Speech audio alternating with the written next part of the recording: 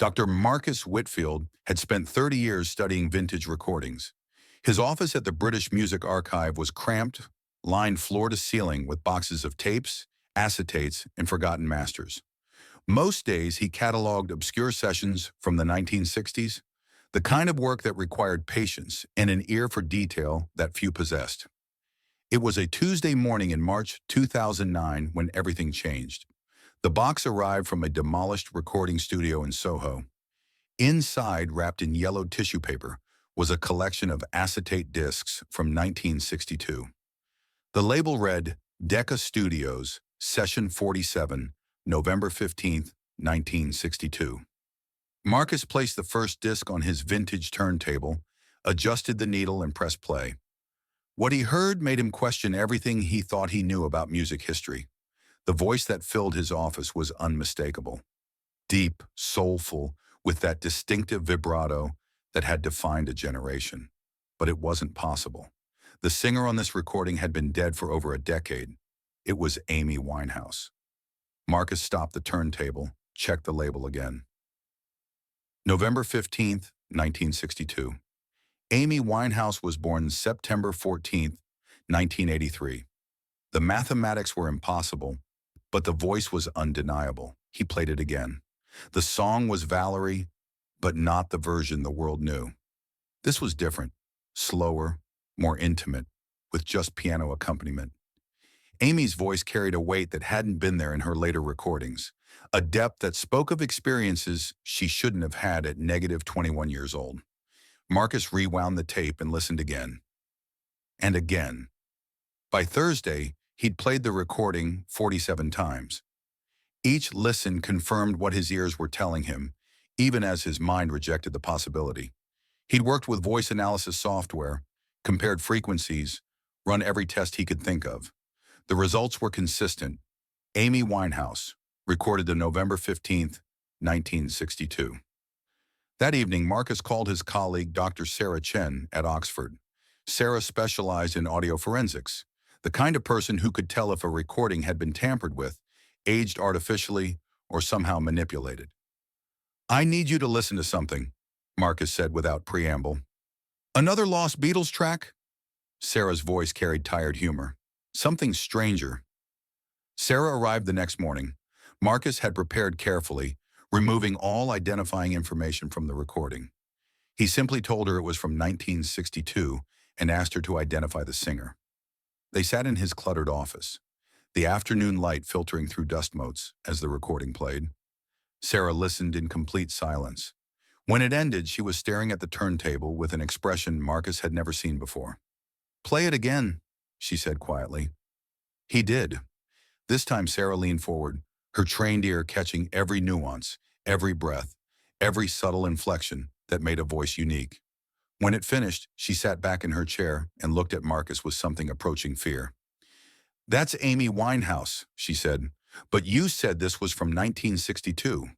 Marcus nodded. "That's the problem." Sarah spent the next 3 hours running tests. She examined the acetate itself, checking for signs of modern manufacture. She analyzed the piano, listening for tuning characteristics that might place it in a specific time period. She studied the recording technique, the ambient sound, the subtle imperfections that mark genuine vintage recordings. Everything pointed to 1962. Everything except the voice. "The acetate is authentic," Sarah finally concluded. "The recording technique is period correct. Even the piano is tuned to 1962 standards. But that voice," she trailed off, staring at her notes. "There's something else," Marcus said. He pulled out another disc from the box. "There are 12 recordings total, all from the same session. All Amy Winehouse. All supposedly from 21 years before she was born. They listened to every track. Each one featured Amy's voice, but not as the world had known it. These recordings captured something else, something that seemed to exist outside of time. Her interpretation of standards like body and soul and strange fruit carried the weight of lived experience that shouldn't have been possible for someone not yet born. Word began to spread through the small community of music historians and archivists. Marcus had tried to keep the discovery quiet, but these things had a way of leaking. By December 2009, rumors were circulating about the impossible recordings. It was then that someone mentioned the discovery to Blake Civil. Blake had been Amy's ex-husband, the man many blame for her struggles with addiction. Since her death in July 2011, he'd avoided the media, lived quietly, carried his grief in private. But when he heard about the 1962 recordings, something changed. He called Marcus directly. "I need to hear them," Blake said. His voice carried a desperation Marcus couldn't ignore. They met at the archive on a cold January evening. Marcus had debated whether to allow it, but something in Blake's voice had convinced him. This wasn't about publicity or profit. This was about understanding something impossible. Blake sat in the same chair where Sarah had first listened, his hands folded in his lap, his eyes closed. Marcus played the first track. The reaction was immediate. Blake's face went pale, his hands began to shake. Tears started falling before the first verse ended. "Where did you find this?" Blake whispered. Marcus explained about the box, the demolished studio, the impossible dates. Blake listened to the entire explanation without interrupting. When Marcus finished, Blake was quiet for a long time. "She told me about dreams," Blake finally said. "Amy used to have these dreams where she was performing in places that didn't exist anymore, for people who were long dead. She'd wake up exhausted, like she'd been working all night. She said the music in those dreams was different, deeper somehow." Marcus felt something cold in his stomach. When did these dreams start? 2006, maybe 2007. Right around the time she was working on Back to Black. She'd wake up humming songs I'd never heard, melodies that seemed to come from somewhere else. Blake paused, wiping his eyes with the back of his hand. "There's something else. Amy had this notebook where she'd write down fragments from her dreams. Lyrics, chord progressions, stuff like that. I kept it after she died. I never looked at it much. Too painful." He reached into his jacket and pulled out a battered leather notebook, its edges worn smooth by years of handling. "Maybe you should see this." Marcus opened the notebook with trembling hands. The first page was dated October 3rd, 2006. In Amy's distinctive handwriting, "Dreamed I was at Decca again. The piano was out of tune, but the sound was perfect. Sang Valerie like I remembered it, not like I knew it." Page after page contained similar entries. Dreams of recording sessions in studios that had been demolished decades ago. Singing songs she'd never heard with musicians who died before she was born. On November 15th, 2006, exactly 44 years after the date on the acetate, Amy had written, "The most vivid dream yet. Recorded 12 songs. Felt like I was remembering something, not creating it. Woke up with my voice hoarse." Marcus and Blake sat in stunned silence as the implications settled over them. "She was there," Blake said quietly. "Somehow, some way, Amy was at that recording session in 1962. The story might have ended there, filed away as an unexplained mystery, except for what happened next. In February 2010, Marcus received a call from Decca Records. They'd heard rumors about the recordings and wanted to investigate. A young A&R executive named James Morrison had convinced his bosses to look into the matter. James arrived at the archive with a team of experts and the latest audio analysis equipment. They spent 2 days examining every aspect of the recordings, looking for any sign of fabrication or manipulation. The results were definitive. The recordings were genuine 1962 masters, unaltered and authentic. But they featured Amy Winehouse singing with a maturity and depth that suggested years of experience she hadn't yet lived. James was particularly interested in one discovery. The piano used in the session had a distinctive sound, caused by a slightly bent hammer on the middle C. Decca's records showed that this particular piano had been used in November 1962, then moved to storage where it remained untouched until being sold to a private collector in 1978. "There's no way anyone could have replicated that piano sound in a modern studio," James concluded. "Amy Winehouse was somehow, impossibly, at Decca Studios on November 15th, 1962. The discovery began to attract wider attention. Music journalists started investigating, drawn by the impossible nature of the story. But every expert who examined the evidence reached the same conclusion. The recordings were authentic, the voice was Amy Winehouse, and the dates were 21 years before her birth. It was during this media attention that someone made a discovery that changed everything. A journalist named Rebecca Stone was researching Amy's family history when she found an old newspaper clipping from November 16, 1962. The entertainment section of the London Evening Standard contained a brief mention of a recording session at Decca Studios. One line caught Rebecca's attention. Session featured a remarkable young vocalist whose soulful interpretation of standards suggested an old soul in a young body. The session wasn't credited to any known artist. It was listed simply as Session 47, featuring unknown vocalist. Rebecca dug deeper. She found employment records from Decca showing that, on November 15, 1962, a recording engineer named Thomas Mitchell had noted in his log, "Extraordinary session today. Young female singer, possibly early 20s, with the most authentic blues voice I've ever recorded. Strange, though, she seemed to know songs that haven't been written yet." Thomas Mitchell had died in 1989, but his grandson still lived in London. Rebecca tracked him down and discovered that Thomas had kept detailed notes about his recording sessions. In his notebook entry for November 15, 1962, Thomas had written, "The singer called herself Amy, said she was from North London, but spoke as if she'd lived everywhere and nowhere. Her voice carried pain. I don't think anyone that young should know. Most unusual session of my career."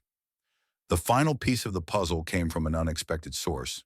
Reg Travis, who had been Amy's boyfriend at the time of her death, contacted Marcus after reading about the recordings in the newspapers. He had something he thought might be relevant. "Amy gave me this the night before she died," Reg said, handing Marcus a sealed envelope with his name written on it. "She said I should only open it if something impossible ever happened to her music." Inside the envelope was a single sheet of paper with a message in Amy's handwriting. "If you're reading this, then you found the recordings. I don't understand how it's possible, but I remember being there. November 15th, 1962. I remember the studio, the piano, the way the light fell through the window. I remember singing those songs like they were memories, not music. Time isn't what we think it is.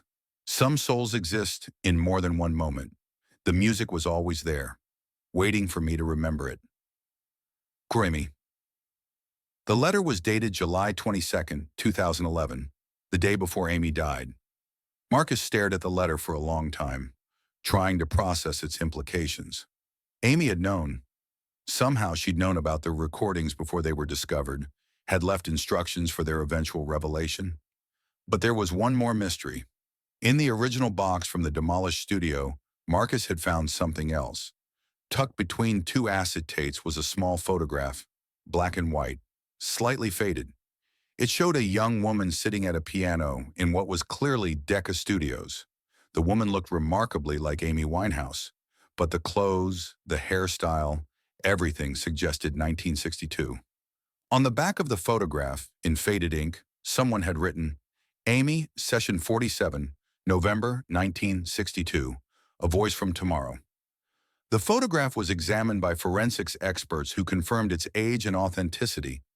It had been taken in 1962, but it showed Amy Winehouse 21 years before her birth. But the photograph revealed another impossible detail that no one had initially noticed. Dr. Helen Rodriguez, a specialist in vintage photography analysis, was examining the image under high magnification when she made a startling discovery. In the background, barely visible through the studio glass, was a calendar showing November 15th, 1962. But there was something else. Reflected in the piano's glossy surface was another figure, someone operating the recording equipment. When Helen enhanced the reflection, the face became clearer. It was Thomas Mitchell, the recording engineer whose grandson had provided his notes. But Thomas looked exactly as he had in 1962, not aged by time or memory. "This photograph captures a moment that couldn't have existed," Helen concluded in her report. "Amy Winehouse, documented in 1962, recorded by an engineer who remembered her being there, in a studio that has records of the session.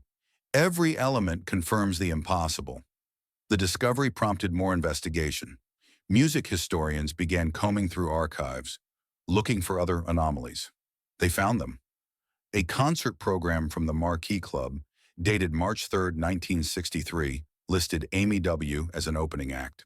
The performance was reviewed in Melody Maker, with the critic noting, "Unknown vocalist Amy W. delivered a haunting set of blues standards with the kind of emotional depth that suggests she's lived through more heartbreak than someone her age should know."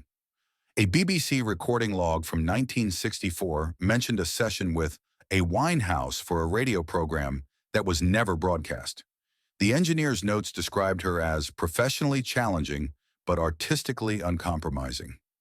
Each discovery built upon the last, painting a picture of Amy Winehouse existing in multiple moments throughout the 1960s, always brief appearances, always leaving an impression, always impossible. The most significant find came from Camden. In 2012, a demolition crew working on an old apartment building found a cache of personal belongings walled up during renovations in 1965. Among the items was a collection of demo recordings, handwritten lyrics, and photographs. The lyrics were in Amy's handwriting, but the paper was from 1965. The photographs showed her in various London locations, all clearly from the 1960s based on the cars, clothing, and architecture. But it was the demo recordings that provided the most compelling evidence. The tapes contained early versions of songs that wouldn't be written until the 2000s. Rehab appeared in a 1965 version with additional verses Amy had never recorded. Back to Black existed in a slower arrangement that showcased the song's emotional core. Marcus played these demos for Blake, who sat in stunned recognition. "That's how she used to sing them in private," Blake said quietly, when she thought no one was listening. The implications were staggering. Amy had existed throughout the 1960s, creating, performing, living a parallel life 20 years before her birth. Today, the recordings remain one of music history's greatest mysteries. They've been analyzed by experts around the world, all of whom reached the same impossible conclusion.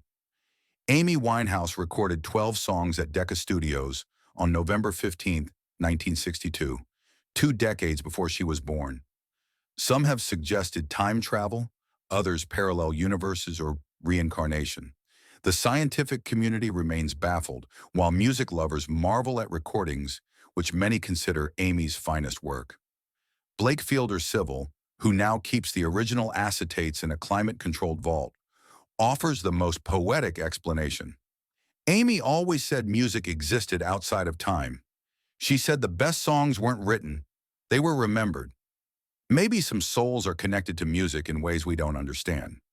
Maybe Amy's soul was always there, in that studio, waiting for her body to catch up. The recordings have never been officially released, though bootleg copies circulate among collectors. Those who've heard them describe a depth and maturity in Amy's voice that transcends her years, as if she'd lived multiple lifetimes of experience. Dr. Marcus Whitfield continues to study the recordings, hoping to uncover some rational explanation. But as the years pass, he's begun to accept that some mysteries aren't meant to be solved. Amy Winehouse recorded those songs in 1962. He says simply, "I can't explain how, but I can prove it happened. Sometimes the impossible is just the improbable waiting to be understood." The mystery endures, a testament to the idea that true artistry transcends the boundaries of time itself. Amy Winehouse sang in 1962, 21 years before her birth, leaving behind 12 recordings that prove some voices belong to eternity, not just to the brief moments they inhabit on Earth. In the end, perhaps that's the only explanation that matters. Amy Winehouse was always there, in every moment when someone needed to hear her voice, singing across time itself.